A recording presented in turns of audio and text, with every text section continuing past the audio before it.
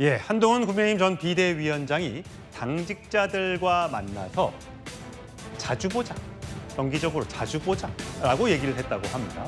자, 여기에 대해서 조국 혁신당 대표는 한동훈 대표되면 땡큐다. 언제든지 비대위원장 다시 나와라라고 얘기하고 있습니다. 자, 먼저 한동훈 전 비대위원장이 과거에 정치 계속하겠다라고 했던 발언이 있죠. 다시 한번 상기해 보시죠. 누가 그러던데요? 제가 선거 끝나면 유학 갈 거라고요? 저는 뭘 배울 때가 아니라 여러분을 위해서 공적으로 봉사하는 일만 남아 있습니다.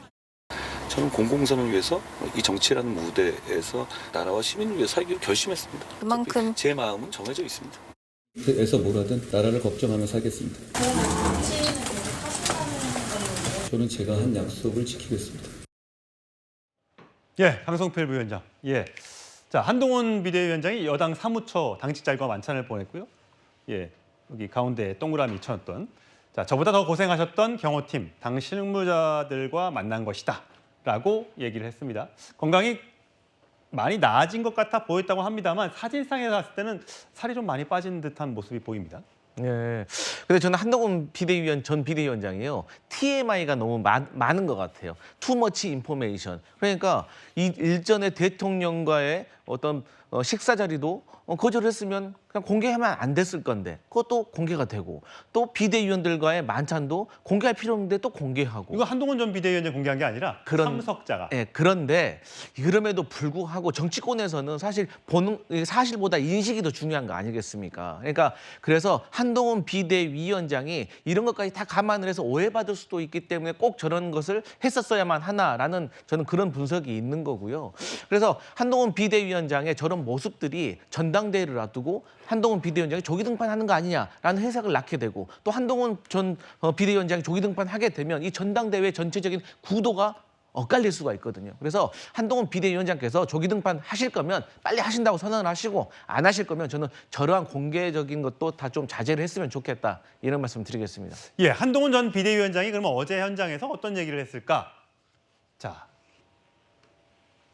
특별한 추억이 있는 멤버들이 아주 소중하다. 정기적으로 자주 보자라고 얘기를 했답니다. 물론 뭐 본인이 당대표에 출마할지 안 할지 여부 등은 얘기하지 않았다고 합니다만 요새 시간이 많아서 도서관도 가고 지지자들이 선물해준 책을 읽으면서 지낸다라고 얘기를 했다고 합니다. 정 변호사님. 네네. 자주 보자. 저희가 취재한 바로는 정기적으로 자주 보자고 했답니다. 자주 보자는 얘기는 사실 좀 이렇게 정치 좀 떨어져 있는 사람이 하는 얘기는 좀 아닐 것 같아요. 우리가 보면서 자주 봐 이렇게 얘기하는 건 곧 만나 이 뜻으로 해석이 되지 않을까요? 아니요, 옛말에 옷깃만 스쳐도 인연이라고 하는데 같이 근무를 했거나 이렇게 총선을 같이 준비하면서 오랫동안 아주 짧은 한 100일 정도밖에 안 되는 기간이긴 하지만은 굉장히 온 힘을 쏟았던 그러한 인연은 굉장히 특별한 인연 아니겠습니까? 그렇게 한번 인연을 맺었으니까 자주 정기적으로 보자라고 하는 것은 제가 봤을 때 충분히 있을 수 있는 일이다. 이것은 한동훈 전 비대위원장이 정치를 계속 하건 안 하건 어쨌든지 간에 그렇게 같이 총선을 치러냈던 동지로서 같이 계속 죽을 때까지 만날 수 있다라고 저는 생각을 하는데 그런데 조금 전에 이제 강성필 부위원장 말씀하신 것처럼 한동훈 비대위원장에 대한 관심이 너무너무 높으니까 한마디 한마디 가지고도 이런저런 의미가 굉장히 담겨져 있는 것 같은데 예. 뭐 그렇게까지 그 의미를 담는 게 그야말로 그게 이제 강성필 부위원장 좀 전에 말씀하신 TMI 아니겠습니까? 투머치한 거 아니겠습니까? 조금 지켜보고 제 개인적인 생각은요. 한동훈 비대위원장은 본인의 마음을 자기도 모를 것 같다는 생각이 들어요. 그다음에 앞으로 전당대회가 뭐 7월에 있을지 그다음에 있을지 모르겠지만 그 사이에 또 어떤 일이 있을지 어떻게 알며 그다음에 한동훈 비대위원장을 지지한 사람들의 또 생각이 또 어떻게 바뀔지 또 어떻게 알겠습니까? 그런데 지금 당장 나오는 여론조사로는 한동훈 비대위원장이 다른 후보들보다 상당히 차이가 있게 1등인 것처럼 그렇게 나오니까 여러 가지 것들을 종합해가지고 본인의 거취를 결정할 것이다. 저는 그렇게 생각하고 기다리는 게 맞겠다는 생각을 하고 있습니다. 예, 한동훈 전 비대위원장 건강이 회복돼서일까요? 요즘 가끔씩 SNS에 글들이 올라오고 사진들이 올라오고 있습니다. 최근에 뭐 도서관에서 봤다, 뭐 조금 전에 책 얘기도 했으니까 요새 시간 많아 도서관에 간다고 하니까 실제 한 도서관에 와서 책 보고 가던데라는 글이 올라오게 됐습니다. 당시에는 사진은 올라오지 않았고요. 뭔 책 읽는지는 못 봤고 책 내용 사진으로 몇 번 찍는 거는 봄 정도 얘기 이런 것들도 올라오고 있고요. 최근에 사진 한 장도 올라왔죠. 강남대로 한복판에서 뒷모습, 앞모습도 아니고 뒷모습이 찍힌 사진 이거죠. 예, 지난 1일입니다. 서울 강남 도곡동의 자택 인근에 편안한 차림으로 누군가와 전화를 하면서 걸어가는 모습을 누군가 찍어서 SNS에 올리면서 화제가 되기도 했습니다. 뭐 방송이랑 똑같다고 한다 뭐 이렇게 얘기를 하고 있는데 하여튼 일거수일투족이 선거는 끝났지만 선거에서 지고 책임을 지고 현재 정치에서 한 발 물러나 있지만 아직까지 국민들 또 지지자들의 많은 관심을 받고 있는 듯합니다. 자, 이런 지지자들의 바람 때문일까요? 한동훈 전 비대위원장 이 사람에게 연락을 취했다고 알려지고 있습니다. 들어보시죠. 김 선생님 맞죠? 저 한동훈 비대위원장입니다. 제가 당연히 전화드리고 찾아뵈야 되는데 자기도 지금 몸도 좀 안 좋고 또 바로 사퇴하는 바람에 좀 전화가 늦었다고 죄송하다고 제가 몸 좋아지면은 한번 뵙죠. 아주 순수하고 착하고 전혀 정치인 같지 않고 정말 인간적으로 저한테 고맙고 감사한 표현을 하더만요. 일단은 한번 만나서 허심탄회하게 얘기하면 뭐 저도 조언을 해줄 수 있고요. 마음을 열고 만나고 싶어요. 예, 김경준 부대인.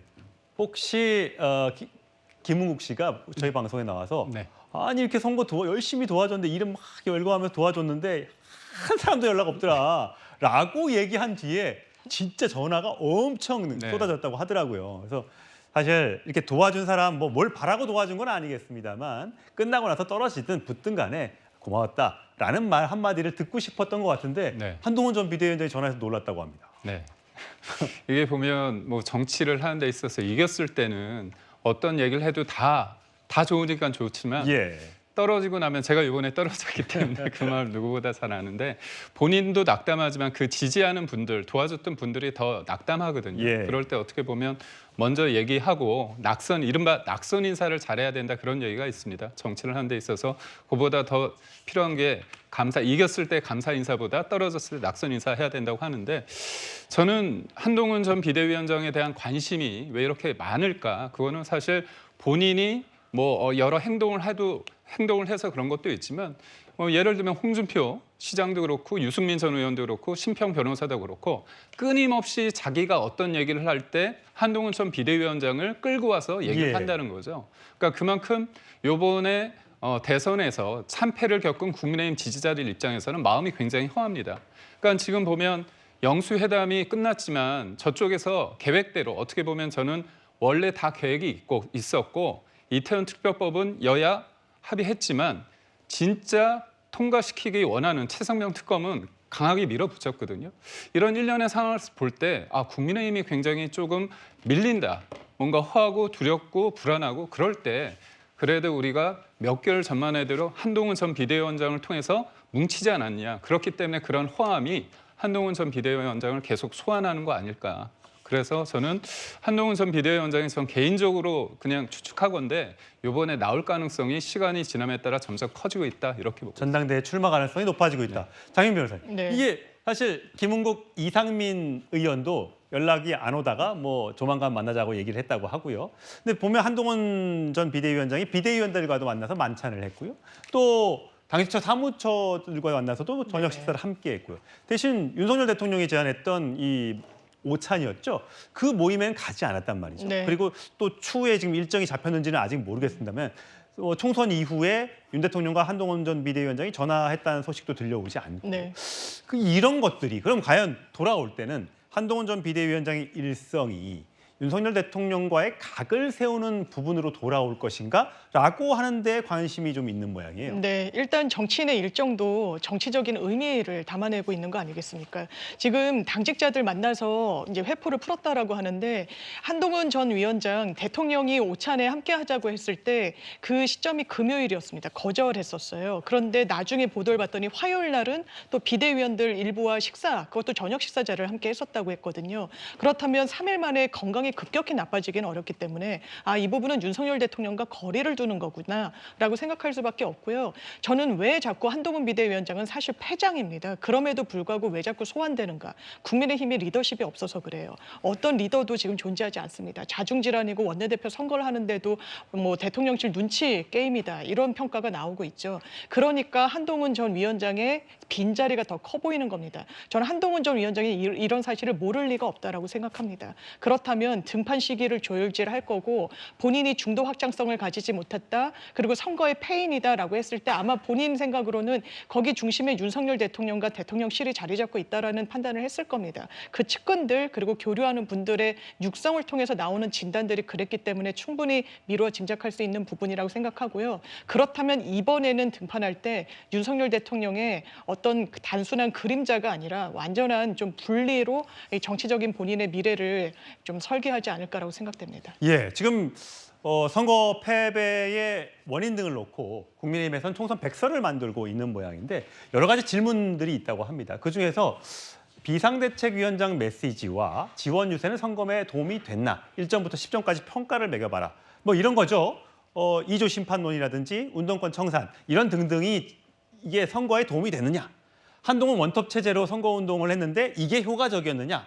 자, 이런 질문 문항들이 들어가 있는 걸 놓고 이번 선거의 패배가 여러 가지 이유가 있을 텐데 너무 한동훈 책임론으로 가는 것 아니냐라는 일부 불만도 있다고 합니다. 자, 총 이 백서에 관련된 설문조사 결과는 조금 더 조사를 해봐야 되니까 근데 질문 항목이 이런 게 들어가 있는 걸 놓고 일부 갑론을박이 있는 모양입니다.